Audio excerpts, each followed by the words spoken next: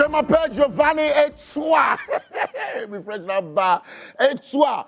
Now I just saw Etua Zafi Le La Main. Hello? Do you speak French? Well, my guest speaks French in his dreams, but he's also a superstar. We remember him from 2008 or way before that musically. Yeah, then Charlie Tech Boy, the hustle, the do it thing. I hear he's got a stint with carpentry. He is a fixer, you know. So those guys who grow up spoiling their own thing, try to fix it before daddy comes back home because old boy takes salary, go buy the thing when you spoil them. That beating, it be divine because if it beat you, make you lose your last name. Hello, I'm a product of that grace. Ladies and gentlemen, this man is now the 2IC of the Yellow Army. Well, for those of you who don't know, he's the second man in charge. He was unveiled a couple of weeks ago, and the whole country was like, huh? Alan, huh? Well, that's a surprise. His party says, movement for change. And as the alliance, when he comes, he will tell you everything. December, elections, he says he's the man for the job. He's the man to manage the economic management team, the vice president in waiting. Also, used to be part of the group Echo. Ladies and gentlemen, please give it up for the lawyer I know as Kwame Owusu Danso ESQ. Hey, that's right. Come on, I have one request. Make me finance minister. This song be before the budget reading, within the budget reading, after the.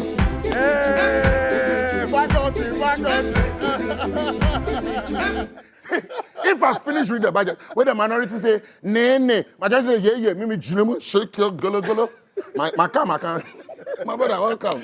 Thank you very much, Giovanni. Welcome back home. Thank you. Yes, absolutely. Yeah. You still remember this? I do. You're still familiar with it? Music. Thank you. music. My brother, you have been through it. We have tired. But first off, too many things to congratulate you for. Yep. Let me start off by saying I'm super proud of you. Thank you. I remember the Tofista guy from Radio Universe, my Radio Universe days. Yes, I do. Some 16 years, 17 years ago. Yes. And how you've transitioned so beautifully. I mean, watching you from afar, my brother. Thank you. Nyamia Yebi pa. Charlie, how is the feeling right now? You're all over. In a good way. Well, I mean, the feeling can only be described as the divine grace of God. That's right. You know, and how, sometimes when you're praying for something and God gives it to you, without you even knowing that is when God is going to give it to you. That's right. The feeling is different. You are exhilarated beyond measure. That's right. And that is the kind of feeling that I have right now. Wow. Wait, what happened? For some of us, a lot happened within a short space. Like, we're not done celebrating you at the bar, which was almost a year ago, and then bam. Yeah. I think grace found me. Grace found me. But also is a combination of dedication and hard work. That's right. You know me. Over the years, whatever it is that I put my heart into, I'm dedicated to it. That's and right. I work very, very hard. In these times, it is very difficult for you to achieve your dreams, particularly because of how the system has been created. Okay. And so when you try to, dedicate yourself and you work hard legitimately, and you're able to achieve success at the end of the day, I think that is the icing on the cake for us. And my journey tells a story of how when you stay consistent and you stay focused and you stay determined, you'll get the blessings of God. Let's walk us through that journey you speak of. I mean, before I even get into that, let me say a big thank you to the creative arts industry. Okay. Their support has been overwhelming. Really? People wanted to discount the relevance of my nomination by His Excellency Alan Kojo Chematin. That golo boy, but surprisingly or unsurprisingly, the creative art industry jumped to my defense. That's it. And it made me very, very happy. And for me, it demonstrates the kind of, unity we have. Even though behind the curtains there may be some squabbles here, but there's some unity. That if one of theirs is in there, then we must support him. And I'm very happy about that. Wow. So the journey began, a long time ago, but was actualized in 2008. Okay. And before 2008, we had actually competed for a competition called Nescafe African Revelations. Yeah. So we went into that competition with the likes of prior were the seniors. Traffic won that year. Wow, I remember. That was I think in 2007, 6, 7 thereabouts. We didn't win. We went all the way to the finals. We didn't win. We're determined. At the time, I was in KNUST. And so we went again. In Charles? No, I was in KNUST. Charles was doing other things. No, I mean the group, the duo. The duo. So in 2008, we decided to give it a shot. And luckily for us, we won that year. Wow. And then we dropped the Banga Golo Golo. The journey is such that I'm not from a rich background. Really? And so I've had to struggle through life to be able to get everything that I have now. My father was a police officer. I grew up in Asante. Barracks boy, playing football, You played football? Yeah, I was a footballer. I played for Kumapim. Yes, I was one of the youngest. Elijah, so what you know do? I do mate self before for Cape Coast. You say? I do mates before for Cape Coast. I do everything. Allah, Kotokraba Street. Exactly. Yeah. Absolutely. So, I mean, so the creative arts industry and music per se is what has made me. And I'm very proud of that journey. Wow. Because it means that God was preparing me for something greater, that you will be able to stand in front of a crowd, perform to them, and be confident that whether your song is popular or not, people will still jam to it. So that was, for me, a curtain raiser. That's right. And ushering me to perhaps something that will... it's a beautiful story, and I don't know why it's working elsewhere in the world, but here in Ghana, we feel like, we say our democracy is young. Now the democracy, you say, I go grow. We vex. Yeah. I just want to quickly add that the music industry is a very viable economic sector, of course, which have been untapped. Yeah. And I think that we must be very intentional about tapping into that space, because I do recall that I think about 4 or 5 years ago, Nigeria's GDP was one of the biggest across the continent, and the GDP was as a result of the contribution of the creative arts industry. Sure. So, i.e. the music industry, the movie industry, Nollywood and things like that. So we have a lot of potentials that we can explore in the creative arts industry. But oftentimes when you mention creative arts industry, people think it's a joke. But it takes an intelligent mind to create. True. So you may be uneducated, but you may be very intelligent in creating something that will make people laugh, that will make people dance. You do videos that will resonate with people, that will speak the language of people. That is very difficult to do.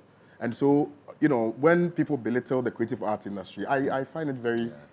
quite amusing. I mean, and to give credit to us, though, I think Ghanaians have grown a bit. I mean, you remember when you started, your dad didn't take it like absolutely, but I'm just talking about the reaction from a small... Oh, it's politically motivated. No, it's just a fraction. I'm just simply saying that even that fraction, we need them to appreciate the fact that creative art industry is a very huge force to reckon with. I love that. Within the economic, space of this country. I love that position. Yeah, the economic trajectory of this country, because ultimately, if we are able to ensure that that viability is brought to bear, a lot of people may perhaps just venture into music and be able to, take care of themselves and their family members. If, for instance, you know that you're doing music and at the end of the day, you'll be able to build your own house, you'll be able to, provide for your family and your friends and your colleagues and things like that. And I'm not sure people will veer off into other areas. So it is an opportunity for us to perhaps really look at the creative arts industry and design a policy that works. And luckily for us, Honorable Alan Kojo Chemantin has demonstrated that he cares deeply about the creative arts industry, not just by words, but by action, which is why beyond the fact that I'm a young person, beyond the fact that I'm a lawyer, beyond the fact that I'm a broadcast journalist, it's also the appreciation of the fact that I came from a certain place, and that place is the creative arts industry, which have been neglected by all political parties over the period. And he thinks that this is the time for us to find our voices and begin to make that creative art industry an economic viability that will potentially create employment in this country. What's the plan? What is his manifesto saying, or your manifesto saying? The manifesto about essentially, the creative arts industry. He spoke about the fact that we need to have, first of all, a united creative arts front, and so we're going to have a creative arts fund. Now, that fund essentially is going to support upcoming artists. For instance, when we're starting music, it was very difficult to raise funds to even record. And so the likes of Killbeat, the likes of P. Weasel, the likes of Ghazi, the likes of Ephraim, they were the ones who were supporting us small, Laxio Beat and all of that, because we didn't have the funds. Honorable Alan Chemantin is saying that we're going to create a creative arts fund that will enable young talents to be harnessed. And that, for me, is very crucial. And also, you know, if we create the fund, it is going to give people confidence that even when I do the music, it's not going to just, you know, be limited to just doing the music, but also, you know, we're going to shoot quality videos that will put us on the international stage. Look at what individually Stonebwoy has been able to achieve. Look at what individually the man Shatawale has been able to achieve. Look at what individually all these wonderful creative minds have been able to deliver. You know, they've been able to lift up the flag of Ghana in places where politicians, I dare say, have not even been able to go. And so it is important to acknowledge that we have some potential there. But how do we use that potential to the benefit or for the benefit of the average young Ghanaian? And it's important that that conversation is had. And I'm happy that Honorable Alan Kojo Chemantin has demonstrated that by putting it in the Great Transformational Plan, which will ostensibly change the fortunes of the Ghanaian youth in this country. It's beautiful to hear. I mean, it's all well and good. Plans on paper, super. You know, then a lot of people also have this conversation around our own industry people getting so close to power and then delivery, zilch, zero. I mean, look, my journey tells you a story. I've known you for years. True. We meet, we talk, we vibe. My new status does not change who I am. Okay. It actually motivates me to create more avenues for young people to also dream. Okay. For me, I think I'm living the Ghanaian dream. I'm living the dream of a young guy who grew up in the village of Achima Safo, who attended Achima Safo Methodist Junior High School, Junior Secondary School, who attended Achima Safo Secondary School, and who was able to go to KNUST, pursue a course in sociology and social work, always determined to be a lawyer, and I became one. And, you know, along the line, did music, did several other things just to make sure. Journalism, of course. I mean, without journalism, without broadcast journalism, I would never have met Honorable Alan Kojo Chemantin. Yeah, that brings it to my next question. It tells a story. How that happened. It tells a story. Yeah. You know, it tells a story. It flows from the stream of things that I've done. And in culminating that, God had a purpose. And that purpose really is to demonstrate to me and perhaps use me as a symbol of hope to the hopeless in this country, as a symbol of hope to the hawkers on the streets of Accra, Kumasi, and the rest of the country, as a symbol of hope to the young person who has given up and who wants to commit suicide, that you do not have to give up. Once you are persistent and dedicated to what you believe in as a young person, grace will find you. That's right. And that is precisely what happened. All right. Honorable Alan Chemantin appeared on Pan-African television.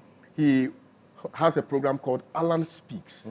Now, Alan Speaks essentially is to explain to the Ghanaian people the policy plan. And by the way, no political leader has ever done that before. So this is a novelty. Now, he sort of decided to look at the various, you know, sectors of the components of the Great Transformational Plan. And he was, you know, so we talked about the economy, we talked about the youth development, we talked about all of that. But he realized that when he got to the youth development, I had a different kind of energy, a different kind of passion, a different kind of zeal, you know, because also it's born out of my interest in the youth in activism, you know, because I do activism a lot. And so when he noticed that, I'm sure he was monitoring me. So, I mean, you know, subsequent to that, we had a few other engagements. I was supposed to host it for once, for one time only. And then subsequent to that, he said, Kwame, I want you to do it. Kwame, I want you to do it.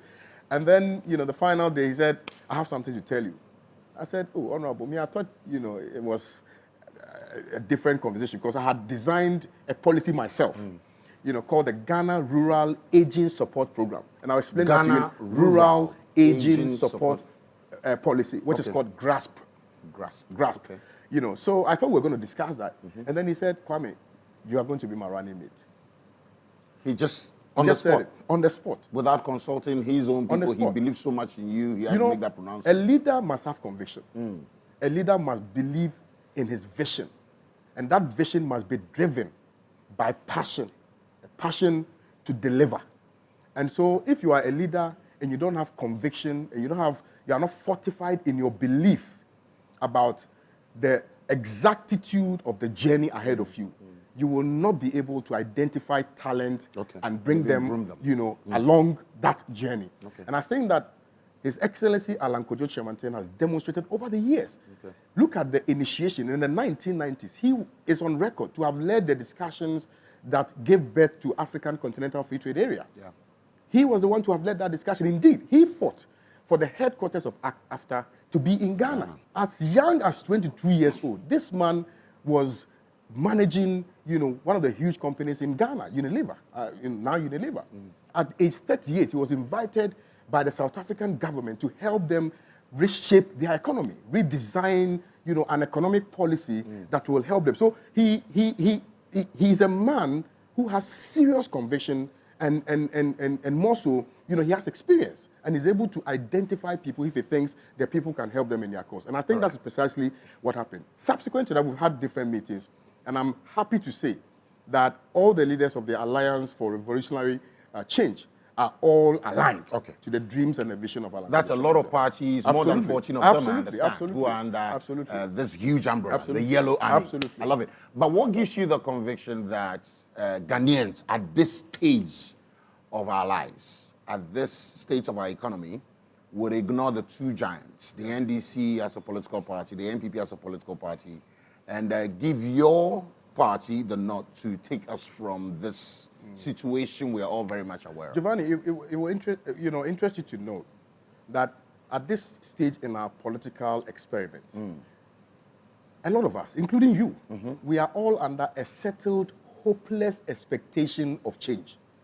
Now, who designed the structure that has ultimately made us succumb to the unrealistic, existence of the duopoly? Who created it?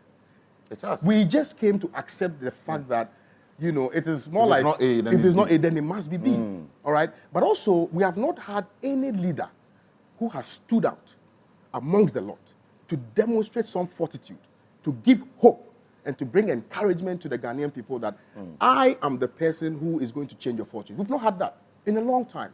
And that is why, 4 years, we are saying that we need to change that narrative. 32 years of that is unacceptable. Okay. We need to change that narrative. And that discussion must start today. I hear a lot of people have called me, many, thousands of calls. To be honest, thousands of calls. Some professors, some doctors, some police officers, some lawyers, some teachers, some musicians. Tiny, salute you. He called me, congratulated me, right? And in all of that, one thing was clear. You don't mention me.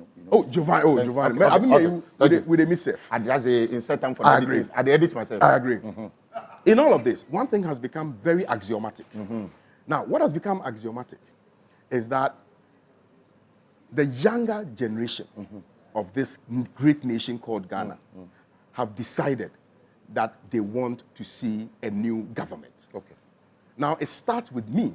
I was a youth activist, and I didn't just limit my activism to lamentation. I have taken a bold step. To stop up. And that bold step, to me, should be a symbol that you sitting at home, the young person with a dream, but without the appreciation of achieving that dream, should also take that step by simply just voting. After all, it's 4 years. If our government comes into power and is unable to deliver, you still wield that power, that pride, to change our government. So it is not, a situation that is etched in stone. Okay. Give us the opportunity. Right. If we are not able to deliver, you kick us out. It's as simple as that. Okay. But I want to assure and give confidence to the young people of this country that our time is now. Our time has arrived. Change is here. And Honorable Alan Kojo Chemanten is the one who has been promised by God to take us to the promised land. 2 more questions on the political side, and then we switch quickly as we wrap up the lifestyle one. What do you tell people who say a vote for Alan and you is voting for the MPP Pro Max and XB? Okay. Now, that's a very interesting question that has come up. Principles are either wholly kept or wholly abandoned. And for me, Honorable Alan Kojo Chemanten is an epitome of principle. He, left the party not because he did not believe in the party, but because he believed that what gave birth to that party has been demised. It's been buried. And therefore, he could no longer identify with that group of people. And that is why he left the party. Now, it will interest, it may interest you to note that we've had several conversations. And in fact, there are even some, we have heard some propagandists say that, oh, he's going to go back to the MPP and things like that. What Honorable Alan Kojo Chemantin is building is a movement of young people. Young people who are fortified in their beliefs and in their mind, joined in that, nationalistic agenda to bring development to the good people of this country. And that is precisely what is happening. Right. So it is going to be a youthful, funky political party that will change the political dynamics of this country. Right. And that is precisely what he is doing. Let's just say, per chance, and this is it, this is me being as Ghanaian as possible. Well, the elections hits around 2. And your party is not in the top 2. And then you're being forced to switch to either of them. Either party A, party B. Where is your heart likely to? I do not even want to get there because it's not going to round 2. Alan is winning these elections. Hands down. Honorable Alan Kojo Chemantin, Giovanni. Yes, sir. I promise you, MPP will not get 20% of the vote. I'm telling you. Is it? I'm telling you. I'm saying that based on the plethora of things which have happened in this administration, I can confidently conclude, and based on the research we have done and the data in our possession, I can confidently tell you that Ghanaians have had enough of the MPP. And all those who traditionally would have voted for the MPP because they want to demonstrate their resentment against the MPP, they are voting for Alan Kojo Chemantin. I am telling you that MPP will not get 20% of the vote. 20% of the vote. They will be lucky to get 20%. That's an all-time low. I am telling you. 20%. 20% of the vote. And you see, people just think that, it's just talk show. We're just talking. You have done your research. But it takes me, it takes you, it takes all of us to make that a change that status quo. We need to change it, Giovanni. Okay. 32 years of the duopoly, we need to change it. How about the NDC?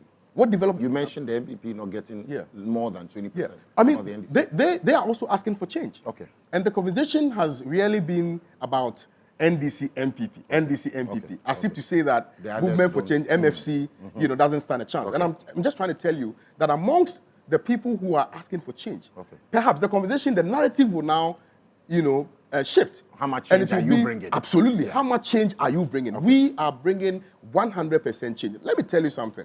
And why I decided to work with Honorable Alan Kojo Chemantin.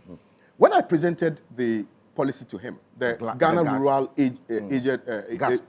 Grasp, Grasp. He read it and he said, Kwame, send this document to me. We need to do something for the aged. Giovanni, we are all young, but we will grow someday. We are growing, my brother. We are growing someday. Now I have gray. My brother, you are all gray. My gray. Oh, we will all grow up in this country. We will all, get into the space of the octogenarians and septuagenarians, right? And through no fault of ours, because of the kind of system that we have, we will not be able to retire comfortably. True. Now, Honorable Alan Kojo Chemantin, by adopting this policy, is saying that when you are above 65 years, we are going to create a special national health insurance scheme targeted specifically to the aged. For the aged. You're defining aged by those above 60? 60, yes, 60. You understand? Right. So that's what he's saying. And of course, we're going to implement that in phases. So we'll look at the rural communities first. Okay. Because, through no fault of theirs, they are deprived. So Honorable Alan Kojo Chemantin is saying that he's going to focus more on the rural communities, the aged, and also their basic health needs. So he's going to target that. And then on top of that, the icing on the cake is that he is also going to make sure that he provides some stipends. When you live in a village and somebody sends you 100 Ghana cedis, Giovanni, it means a lot. It means a lot. So beyond, they don't need much. They don't need much. They just need that reassurance or that reassuring from the country that after serving this country all these years, at least the country cares for me. And then it will also give confidence to the young people to continue to work hard for the country to develop. Right. That is the most important thing. I mean, if you look at the middle sector, and I'm ending on this note. When this administration took over, they took some decisions. The banking sector and all of haircuts. that. I'm a young person, Giovanni. A lot of my young people, a lot of my peers who were in the middle class belt are no longer in existence. They've wiped out the middle class. So you remember, when we were in the university, after, when you're about completing, where do you want to go? Charlie, some bank. Yeah. Some microfinance. Charlie, be there way. And you see, what that did was that it created a buffer. So when you are gainfully employed in that sector, you are paid, you would invariably also take care of your extended family because your grandmother will be in the village. So at least every month, Charlie, you go send them something small. Your kid sister will be preparing to go to school, the university, whatever. At least they will fall on you, Giovanni, as the big brother who is working in the bank to also help support the house or the family to pay for the school fees or buy provisions. All those things are no longer in existence by reason of some decisions which were taken by this administration. Now that whole sector is gone. Do you understand what I'm saying? Yeah. So we need to be deliberate and intentional about bringing back the middle class. Countries such as Rwanda, which in 1994 had nothing to write home about, are deliberately and intentionally building their middle class. Whereas Ghana, with the black star of Africa, style of governance, whatever it is. Yeah. But Ghana, you spent some years there, so I spent some years there. And but whereas Ghana, the black star of Africa, we, instead of ensuring that we sustain the middle class, we have collapsed it. And that is why I'm saying that Honorable Alan Kojo Chemantin is the preferred candidate to bring back the middle class and to ensure that small businesses will thrive. He is, we are going to create a traders bank. So we are not only just looking at the formal sector. Obi a school, no. But Obi a also turn dog chains, Fiesta Royale, Obi a also a hockey kakra tones you. These are the very burning questions. And these questions, answers, they are in the great transformation. KOD on the move is coming up, and this is where he intends to go into the ghettos, the slums, everywhere with you. Your businesses, whether tabletop, whether you have a whole shop at Bubulosio, they're coming to you with their message. They want to break it down to you. But you see, all beautiful. I mean, and I see lots of them. As per my last check, we have had over 25 different people registering or nominating or submitting their nominations for presidency, independent candidates. Bibri, your party started by getting this alliance together. Are there plans before December 7 to get all the other independent, all the forces, all the other people? Because I understand your argument for change and a better change to break the duopoly. I understand your call for all these other voices to come together. And you have started, your party started. But is there also another plan to get everybody, so that at least, if we know we have NDC, NPP, and then the new alliance, it's easier for us to, and also not to deprive everyone of their chances to. I mean, everybody, by the constitution, once you see that you are qualified to stand for presidency, you can do all that. But are there plans from your party? I was going to start on that premise, that the constitution enjoins everybody who is sane and who fits the requirements. That's right.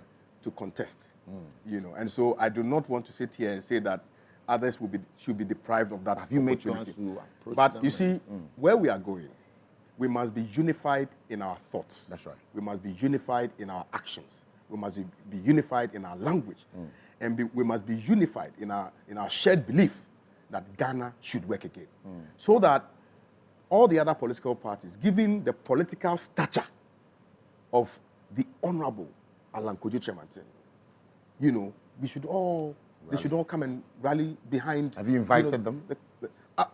That will be decided by the leadership of the party. But I'm very confident in my mind, and I'm very certain of it, that in the final analysis, they may even reach out, given the enthusiasm and the drive. After my launch, you've seen the bus. Every young person who had lost hope is now ready to join the movement. They said, Kwame, you have brought us hope. They know the story. They know that I was with them in the ghettos. They know. They know that I was with them on the streets. They know. They know that I slept in the music studios with them. They know.